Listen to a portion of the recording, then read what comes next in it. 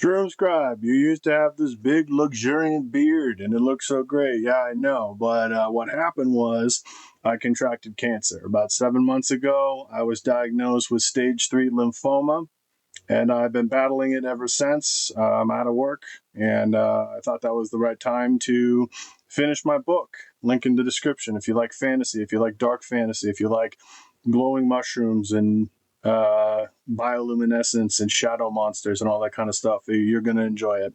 But I just wanted to talk a little bit about my experience with cancer because, well, it's the elephant in the room, isn't it? It started with this tremendous back pain, like crazy back pain. I had the kind of job that I liked. I didn't have to talk to people that much. It was physical. It was a warehouse situation, and everything was going fine until I got this crazy back pain that would not go away. I was taking painkillers every single day. I was using Tiger Balm. I was using Aspirin. Like nothing would work, and it got so concerning. And then other stuff started to happen. I started to get night sweats. I started to lose weight, and I started to get these rashes that would crawl up my arms and my legs. I was itchy. That's one thing about different kinds of cancer, especially lymphoma. It makes your whole body itchy. Excuse the dogs upstairs. I'm going to talk through them. There's nothing I can do about that right now. But yeah, it started with that, and then eventually I went to my day off. I went to the emergency room because it got so freaking bad that I couldn't do it anymore. And then I was there and they gave me an MRI and a CAT scan and all that kind of stuff. And I remember the ER doctor came in and he said, "We think that it's lymphoma." And I knew what lymphoma was. And I remember the feeling forever. It's like I didn't even know how to process it. And I just laid there in the ER for like 45 minutes before I started texting people that I knew and calling people to tell them, this is the situation now.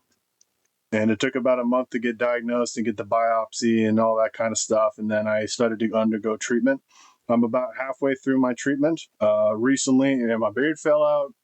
My eyebrows fell out recently. That's a new development. I had to shave what was left of them. And it's been very difficult for me. Thankfully, I'm young. I'm only 32. And that allows my body to fight this disease better than most. When I go to the cancer ward and I get my injections and my infusions, I'm on more medication than most people. It takes about 4 hours, 4.5 hours to do the whole thing. There's 12 treatments. I have to do that 12 times and I'm done. It can come back. I'll talk more about that. But what the treatments are like, you go into this room. I have a port in my chest and that they stick a needle that's this long into it. And I just have to do all this stuff now. And you sit in these chairs. There's a whole bunch of chairs in kind of this open space environment. And the nurses come and they're all very nice and professional and wonderful. They've been wonderful so far. Everything's going well. I want to impress that upon you that my treatment is going to be fine. I am going to be fine. There's 12 infusions. I'm done with 7 of them. Later this week, I'm going to do the 8th. So I'm on the downhill side of the journey, and it makes you so sick. I hate having to take 4 or 5, sometimes a week off because the chemo fog is so terrible that I can't do anything. I can't study languages. I can't write. I can't do anything besides lie in bed and just hope that it goes away. And thankfully, I've only been allergic to one drug, and it didn't take that much to correct that. So that's the only thing that's really happened. Besides the fact that I got a deep vein thrombosis and a pulmonary embolism, and I couldn't breathe. And I had to go to the ER for that, and they actually put this big thing that snakes up into your heart and lungs, and they had to suction out a lot of the clot, and I'm on blood thinners now. And lymphoma is very strange because there's not a lot of known causes for it. It's not well understood at all. So my oncologist impresses upon me that it's just something that happens.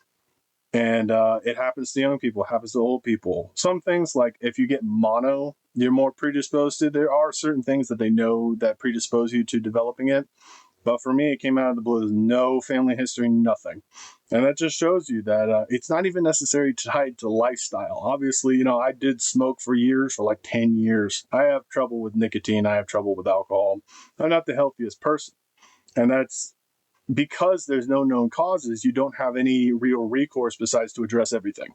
So walking diet, everything. Just, and if you get cancer, you really don't want to get it again because it's so debilitating. And I'm so young. I want to live. Damn it, I want to live.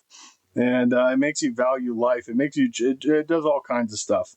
And it really lit a fire under my ass. And I wanted to pursue my writing career, and I wanted to double down on learning languages and do the things that I love, and even value the people in my life. And people who've watched other videos on my channel know how difficult that is for me. Um, but yeah, just giving you a little update. The beard will be back eventually. Everything grows back. Apparently, your hair grows back a little bit curlier. That's typical of the whole thing. But I'm so happy and blessed that it hasn't been that bad. My PET scans are wonderful. The tumors have shrank. It actually only took the first treatment for my back pain to go away and for the night sweats to become a lot better, and the rashes started to go away. So even one treatment was making my life better.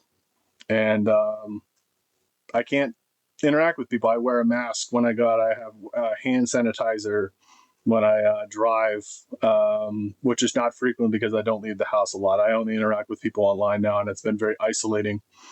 And but I will make it through this. And it's another thing about my channel. It's about positivity. So if I can beat all this stuff and cancer, maybe you can, address the trials in your life as well. And just a little reminder, and eventually it will go away and I'll get back to my life. So, yeah.